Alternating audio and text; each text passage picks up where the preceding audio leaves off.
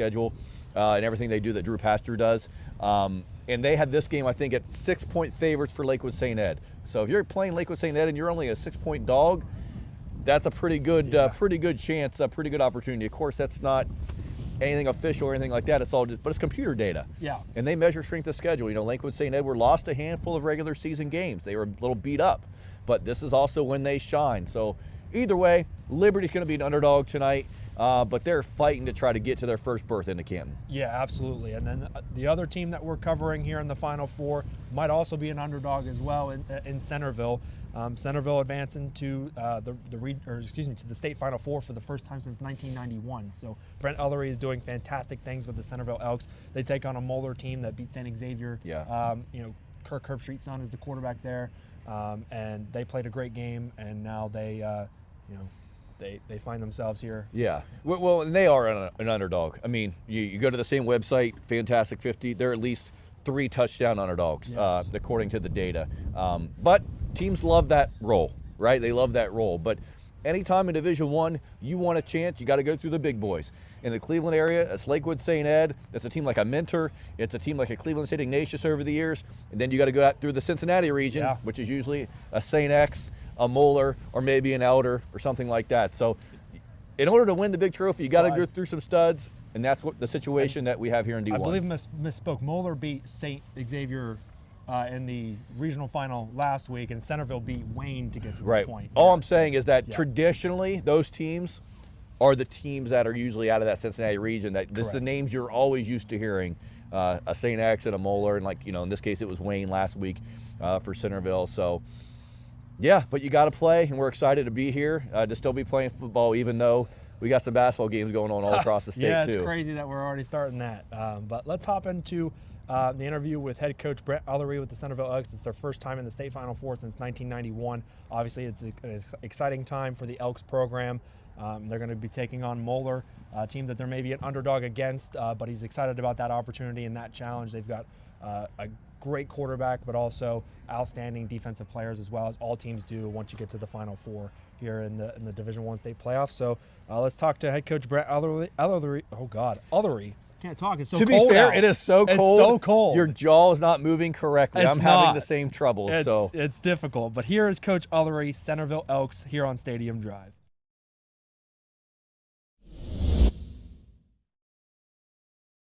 Brent Ellery is joining us, Centerville Elks State Final Four for the first time since 1991 for Centerville, and they defeated Wayne, a rival, 23-14 to get to this point. And Coach, it was your wish that we get to talk again another week, and you get the coveted Thanksgiving practice, and here we are, man. So congratulations. Thank you. It's really exciting, and we've been saying it since the first round of the playoffs. We're just grateful for another day with this team, and it's a great group of guys that, we're glad to spend another day with. Yeah, absolutely. No, Parker and Shane, as I expected, had a great day running the football, just like they did the last time out against Wayne. 102 yards on the ground for Parker, and then Shane had 62 yards, and he had 2 rushing touchdowns.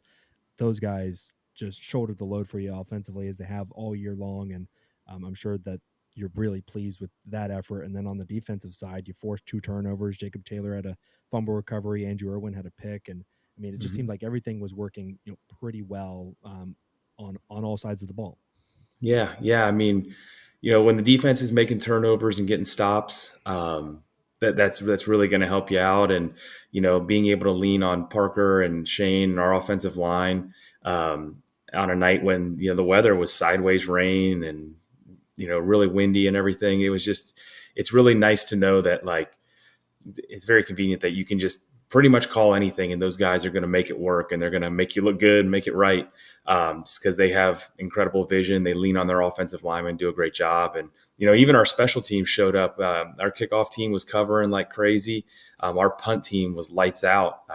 Leland Gantz just booming the ball, really flipping the field when we needed that field flipped and making it hard for Wayne to drive the length of the field. So, all 3 facets were clicking on Friday night, and, we were fortunate enough that was good enough for us to get a win.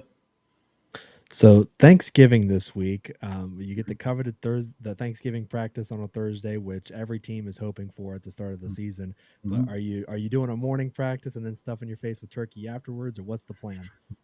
Yeah, I mean, we're going to do a little something special for our guys on Wednesday before Thanksgiving. We don't have school, so we'll be in tomorrow morning and in the weight room and on the field and everything. And we're actually going to invite the parents up and let them watch practice and everything, which will be a really cool experience because our practices are otherwise closed. And it's a holiday break, and we want we want family involved as much as possible. And we're aware that we take these kids away from their families quite a bit. So it's kind of nice to bridge that on Wednesday. And then Thursday, I guess we'll get there when we get there. But I mean, it's going to be business as usual. We'll be up in the morning early, and we'll have meetings and walkthrough and special teams and film and all that stuff. And we'll try to make it as normal as possible and let the kids get home and enjoy their family time. And hopefully get to bed without any issues falling asleep, because I know a lot of people will be excited for Friday to come. Yeah, absolutely. And on Friday, you've got Archbishop Moeller. This is their fourth straight state Final Four. So they've been doing this a long time, and they have not only a history but an expectation of success just with the last few years of their program. But they got a 28-23 win over St. Xavier, and Kirk Herbstreit's son is the quarterback. And they're obviously a great program as well. But what have you seen? I'm sure you've done a ton of film study, and you're just trying to Mhm. do as much homework as you can because it's the first time you've been in this position as a coach. What have you seen on film about what Moeller does on both sides of the football? Sure. Our coaches were in all day Monday, working their tails off, watching film, breaking it down, coming up with a game plan that kind of marries together offense and defense and special teams and everything. And we feel good about it right now. We're still tweaking it a little bit, but Moeller's a very good team. You can tell they've got a lot of talent.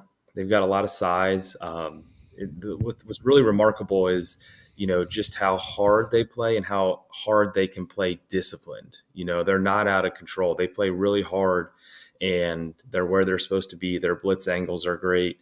They get off the ball on offense. You can tell the quarterback knows his progressions. The running back knows his keys when he's carrying the ball, and they do a really good job.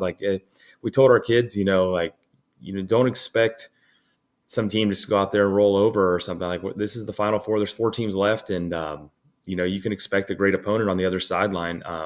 But ultimately, we